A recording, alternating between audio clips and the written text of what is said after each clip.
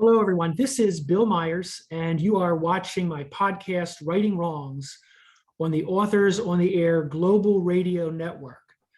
Today, I have the privilege and the pleasure of interviewing Brad Borkan, who's a friend of mine, and I've known Brad for a number of years.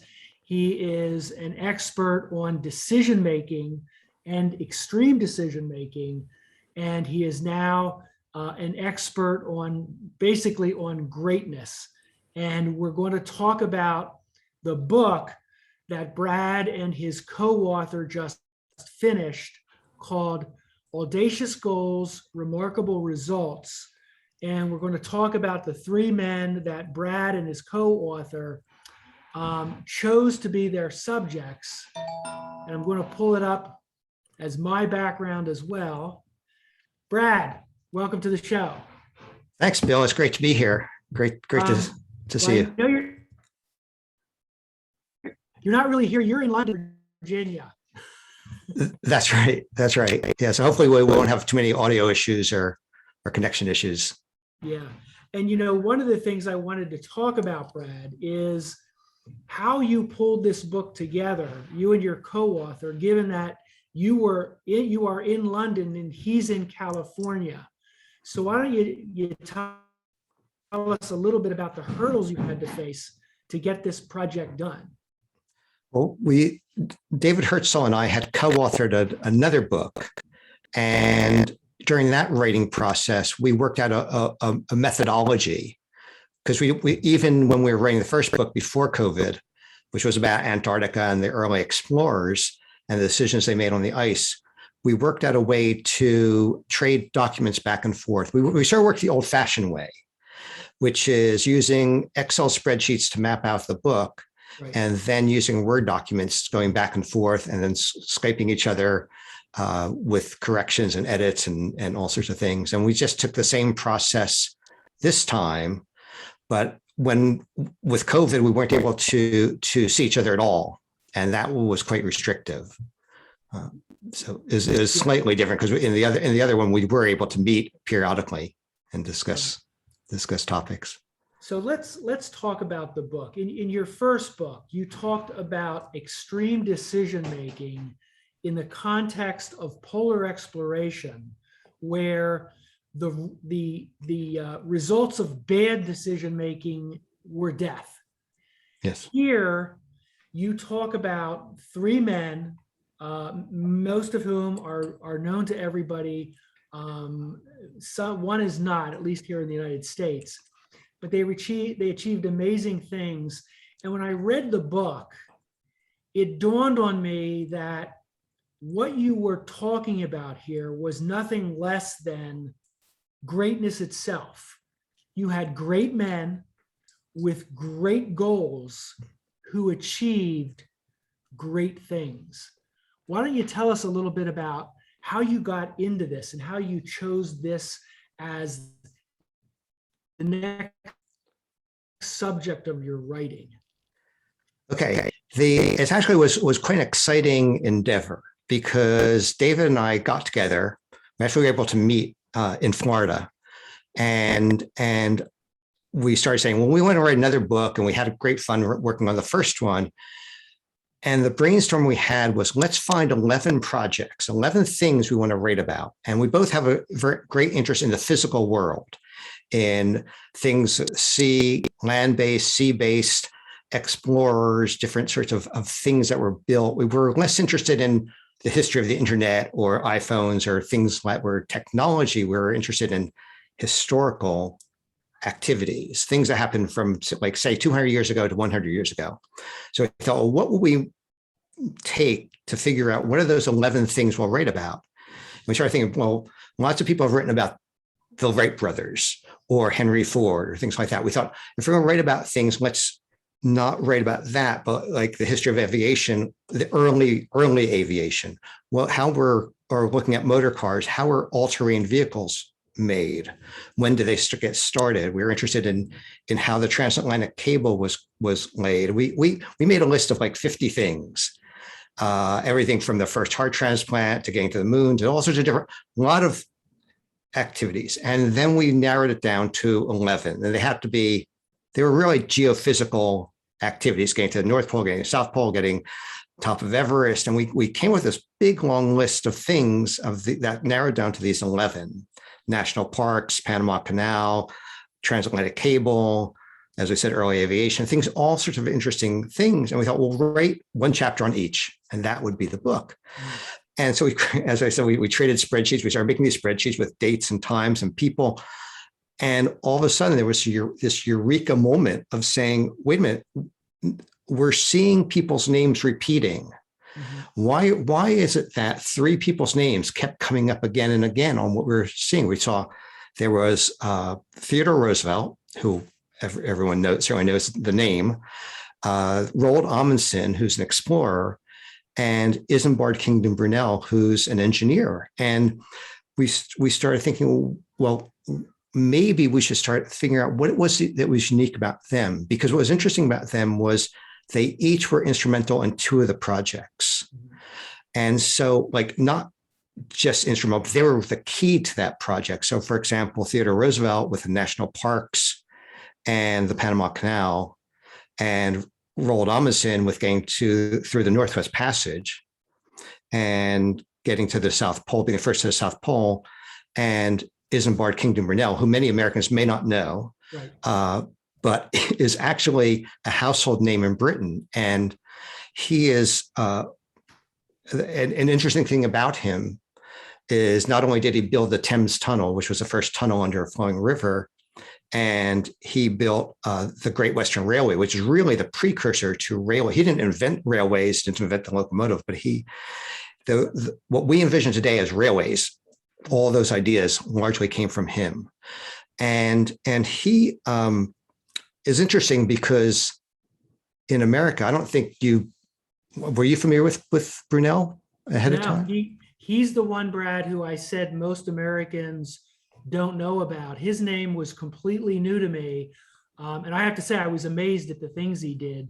Why don't you talk about him as a person and really how he transformed even modern life with the things that he did?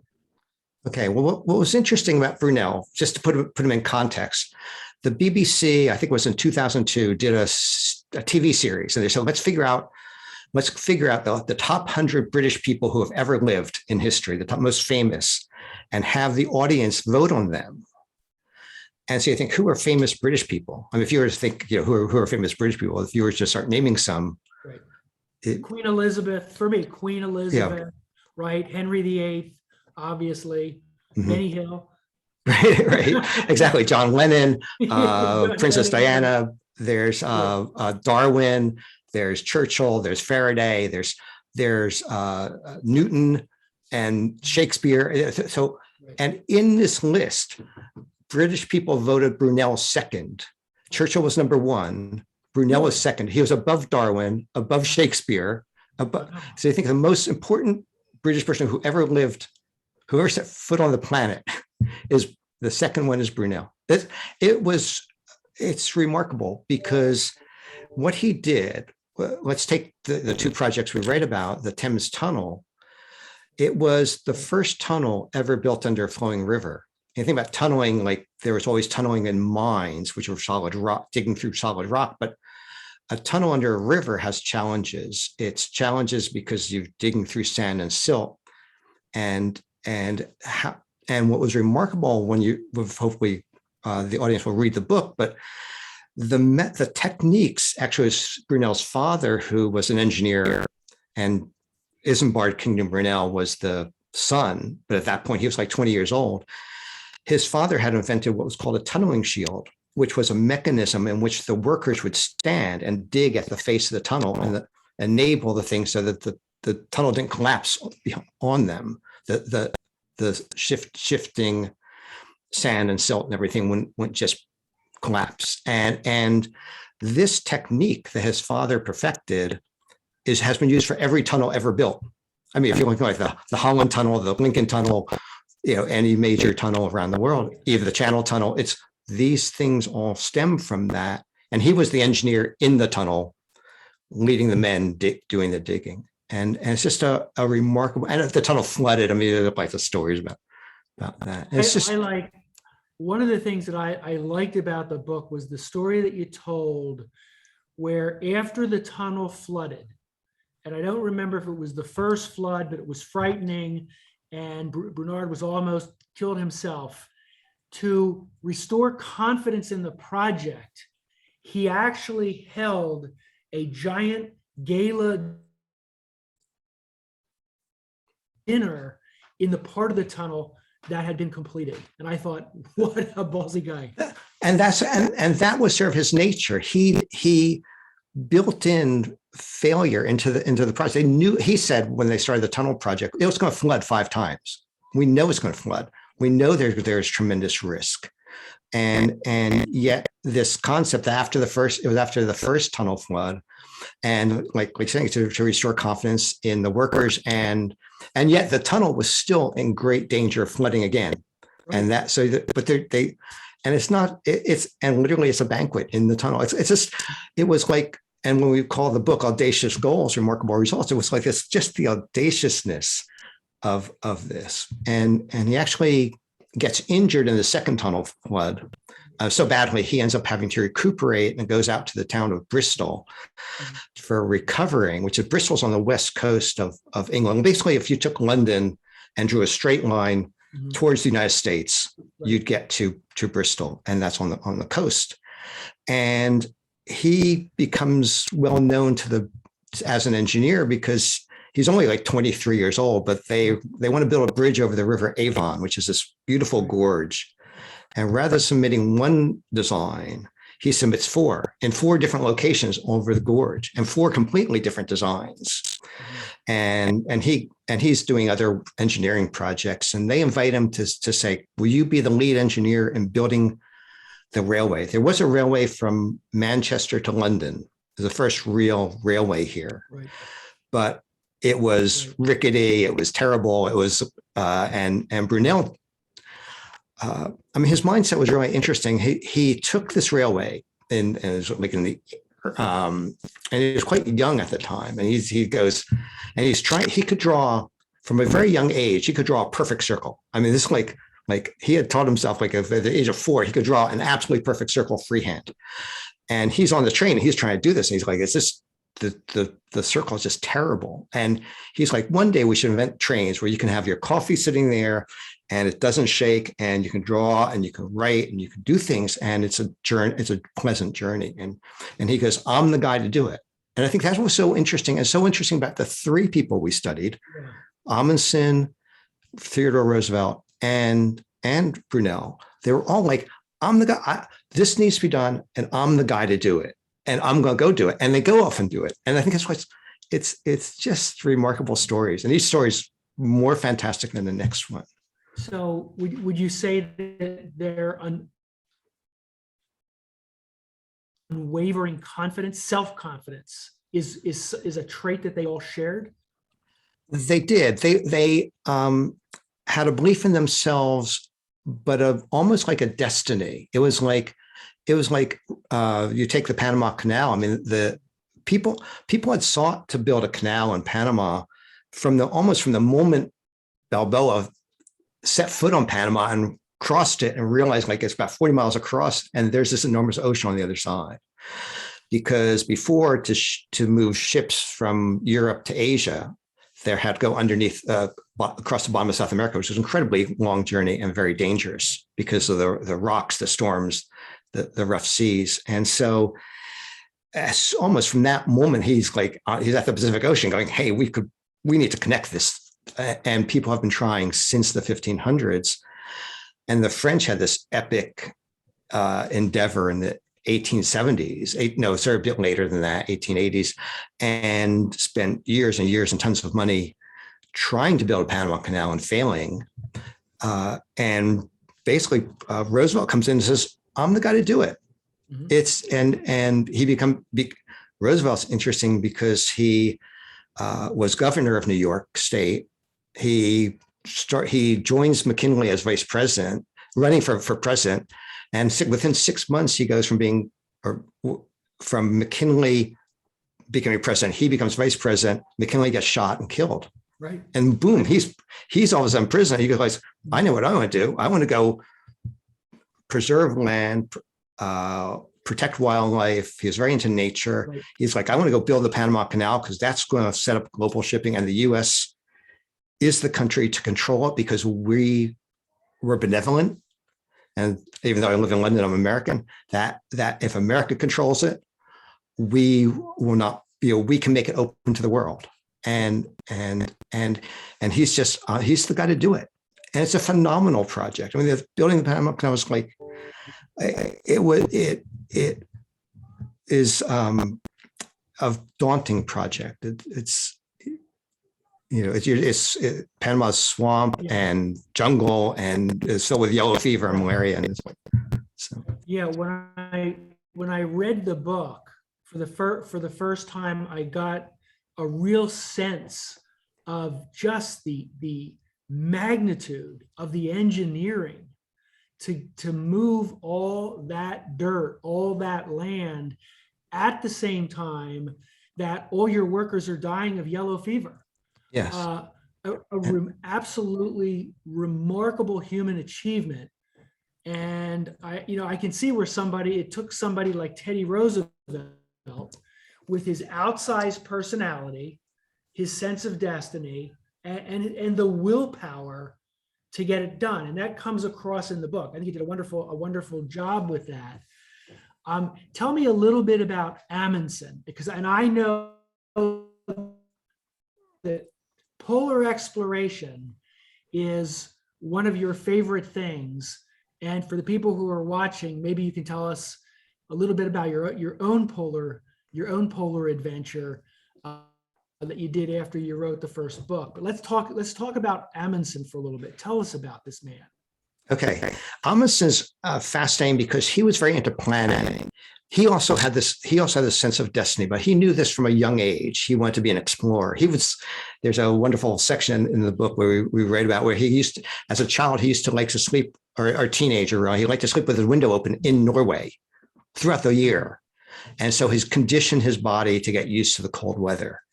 And what was interesting about him, he took this trip with a friend, and they very nearly died. He was very into like outdoor activities and skiing and doing things outdoors, but he was at that point not into planning. He's just like, hey, let's go off. We'll go off to West. We'll just go off into this place in Norway. And they literally went out with almost no food and with a very rough plan. And from that moment on, he learned the value of planning. And what was interesting about him was his first adventure was finding the Northwest Passage. Now, a lot of people may not know what the Northwest Passage is, but it's fundamentally before the Panama Canal was built, and about the same time that Balboa was discovering Panama, people are saying, how do we get from Europe to Asia? Because we want to trade spices and different things between the various continents. And they thought, well, there should be a sea route across northern Canada. Mm-hmm.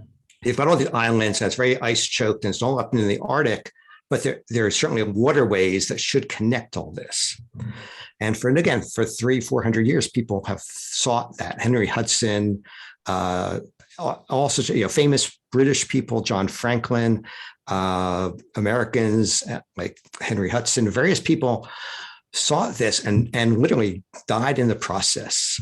And big expedition. The British Navy was like very big into finding this. And Amundsen's like looks at all this and he studies it and he realizes that, and he feels he's the guy to do it. And he goes off and buys a small boat and gets a team of men and trains and studies and figures out and basically becomes like almost literally the world's expert on the Northwest Passage and does eventually sail it. It is about the most remarkable journey. But what's interesting about all these three men is that they never stopped. Amundsen didn't put his feet up and go, hey, I just did something that was literally impossible. Now I'm going to rest on my laurels and write books and give talks. He's like, what's the next adventure? The next adventure is getting to the North Pole. And he sets out for the North Pole. And literally about the time he's leaving for the North Pole, Perry and Cook both come back and and both of them are American, and Amundsen's Norwegian, and Cook and Perry both claim that they got to North Pole. So he's like, well, if I can't get to North Pole, I'm going to head south, literally turns the ship south and heads to Antarctica to challenge Captain Scott, who's leading a British expedition to the South Pole.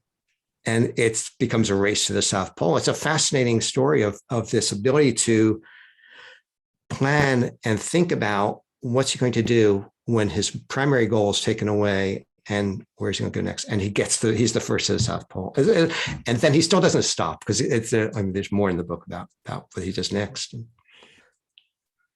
Brad, can you take just a couple minutes and tell us about your own Arctic journey? Because I was really inspired by that and I followed it as you were doing it. But tell us what did you do to prepare for it and what did it entail? Okay. Well, first of all, the photo behind me, that's Antarctica. I took that photo. Antarctica is just the most amazing place. What's interesting is each year, I mean, this before pre-pandemic, only about 50,000 people visit Antarctica a year, which is literally if you took a Super Bowl game, that's half of the entire audience in the stadium that get to Antarctica each year. It is the most magical, interesting place. But see, I think for me, I'm not someone who likes being cold, and I'm not someone who likes ships. And so the concept of being cold and being on a ship for 3 or 4 weeks just was like, I'm not sure about this. But I forced myself to go, and it was quite a spectacular trip because there are no docks, there are no hotels in Antarctica. You're basically living on what they called an expedition ship. But it was a little more luxurious. It's not luxurious like a cruise, but more luxurious than a primitive ship. And to get to shore, you're getting into zodiacs, and you're literally like the Navy SEALs. There's almost nothing to hold on to a zodiac. You're just sitting there and bouncing around the waves and getting to shore and seeing the most amazing wildlife and enormous seals and penguins and albatross, and other birds that have wingspans of 10 or 12 feet. I mean, it's just magic. It's a magical place. So if you can put up with the cold and you can put up with the seas, it has the roughest seas in the world. That's the challenge, is that it's magical, but it's not risky, but it's not always pleasant. I mean, there's a serious amount of rough weather and rough waves. And you can see this, it's not bright sunshine, where a lot of people have photographs with bright sunshine in Antarctica, but we had a lot of cloudy skies like that. Mm-hmm. Did you find that writing the first book inspired you to go to the Antarctic? Was that one of the things that made you decide, you know what, I've written about it, I'm going to do it, I'm going to try it? Yes, very much, very much. And it was planning for this book as well. It was a bit like saying there's a time. One of the challenges is also you need about 4 weeks at least off work to do this. Right. And I sort of saved up vacation and worked with my boss and just said, look, I'm going to take this time off and do this. And I mean, in Europe, we do probably get more vacation than American-based people do. But on the other hand, they don't necessarily want you to take that in one consecutive 4-week period. Right. But it was something I desperately wanted to do. And I'm heading back in February. And I'm also going up to the Arctic, up to the northern Canada, going through the Northwest Passage in next summer.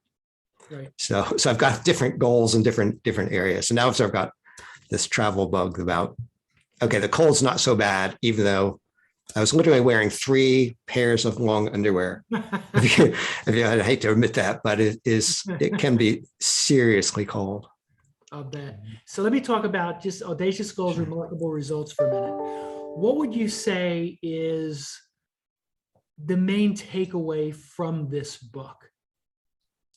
It comes back to how you open the show. It's about greatness. It's about epic achievement. It's about people having passion and perseverance. And I think I've listened to a couple interviews you did. I listened to the interview you did with Richard Linton,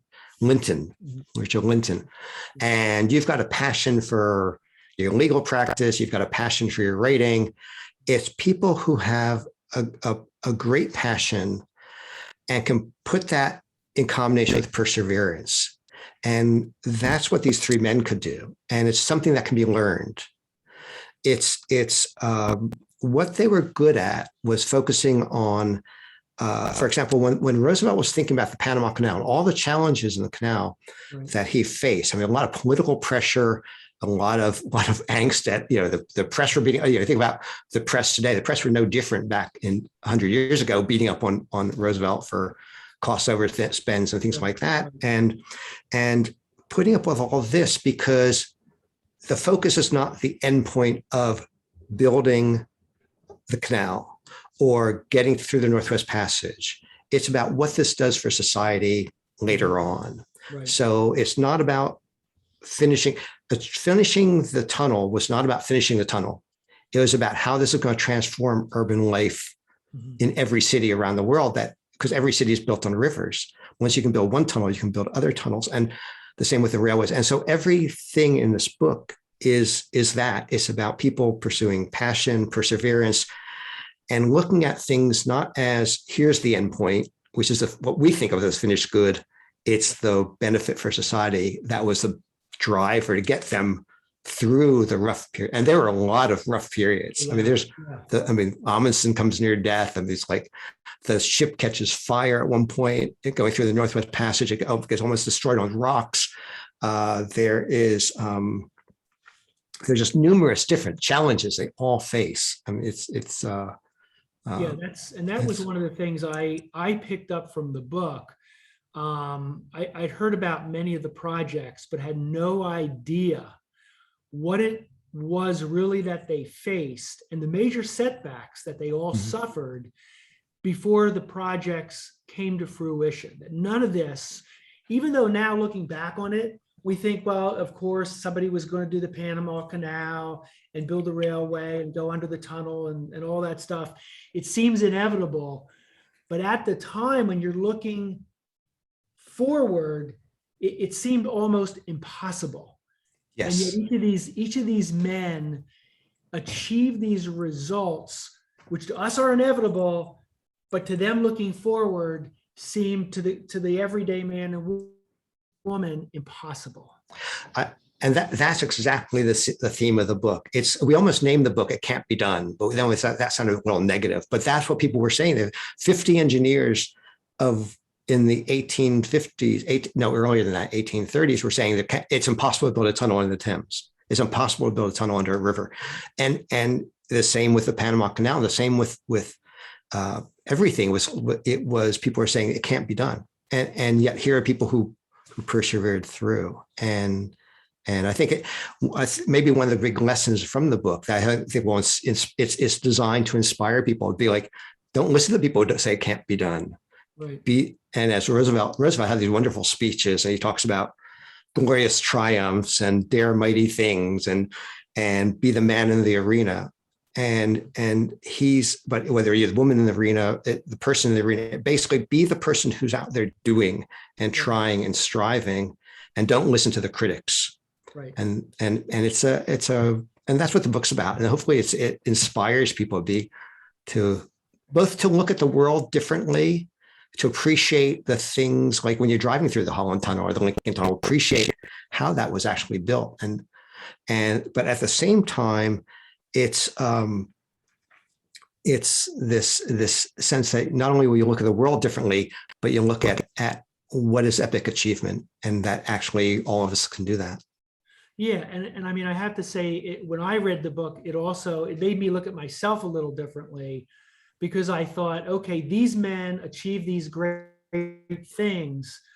Maybe inside of me is something which, if I pull it out and have the guts to see it through, I could achieve something like that. And not a lot of books, Brad, not a lot of books do that. But your book, for me anyway, your book did that. And I want to thank you for writing it. And we will end there. This is Bill Myers on the Authors on the Air Global Radio Network. I've been talking with Brad Borkan about his latest book, Audacious Goals, Remarkable Results. Brad, can you tell people how to find you on the internet and how and where to buy the books? Sure. So my website is listed, which sorry, that's fine. My website is listed on there, www.extremedecisions.com. So extreme with a dash between the words extreme and decisions. And the book is available on Amazon and all online booksellers. It's available on Kindle, and it's available on in print, and an audiobook will be created by the end of the year. And hopefully people find it inspiring and fun, and you can reach me. I'm happy to talk with readers and people interested in these projects. You can connect to me through the website. Is probably the easiest. All right. And I know you do personal appearances, and you give speeches and motivational lessons, and I want to let people know that you're available to do that, because that's an important part of what you do. My books can be found on Amazon. William L. Myers Jr. Just look up the name. But I would urge everyone to take a look at this book, Audacious Goals, Remarkable Results. And remember the name Brad Borkan, because it's not a name you're going to forget. Brad, thank you for being on the show. Well, thanks very much, Bill. It's great to be here and great to see you again. You too. Thank you.